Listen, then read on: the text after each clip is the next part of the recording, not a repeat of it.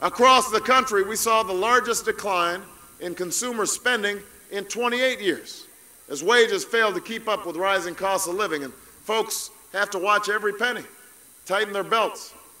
Now, all this didn't happen by accident.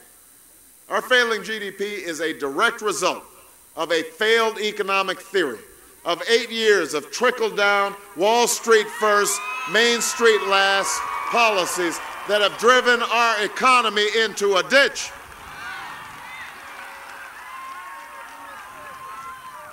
And the central question in this election is, what will our next president do differently?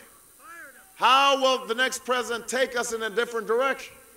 Now, Florida, if you want to know where John McCain will drive this economy, you don't need to boo, you just need to vote.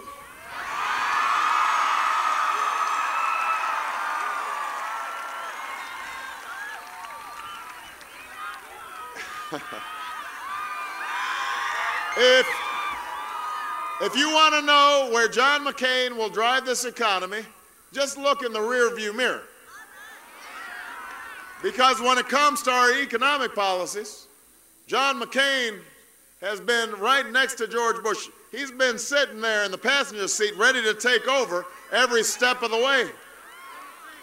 Voting for the Bush tax cuts for the wealthy that he once said he opposed. Voting for the Bush budgets that sent us reeling into huge deficits and huge debt. Calling for less and less regulation. 21 times just this year, John McCain has said we need to deregulate the financial industries, right at a time when we know that it's because of deregulation that Wall Street was able to engage in the kind of irresponsible actions that have caused this financial crisis. In fact, after 21 months and 3 debates, John McCain has still not been able to tell the American people a single major thing that he would do differently from George Bush when it comes to the economy. Think about it. Think about it. You know his attacks on me, but you have no idea how he would do anything differently from George Bush because he doesn't have any ideas that are different from George Bush when it comes to the economy.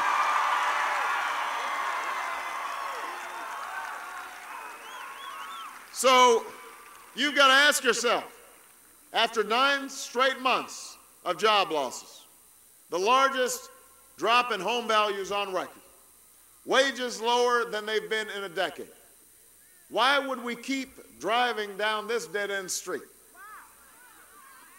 Folks who can't pay their medical bills or send their kids to college or save for retirement, they can't afford to take a back seat to the CEOs in Wall Street banks for another 4 more years. At a moment like this, the last thing we can afford is 4 more years of the tired old economic theories that says we should give more and more to billionaires and corporations and hope that prosperity trickles down on everybody else. Last thing we can afford is 4 more years where no one in Washington is paying attention to what's going on Wall Street and lobbyists kill common sense regulations. Those are the theories that got us into this mess. They haven't worked. It is time to change drivers. It is time to have somebody else at the wheel. That's why I'm running for President of the United States of America.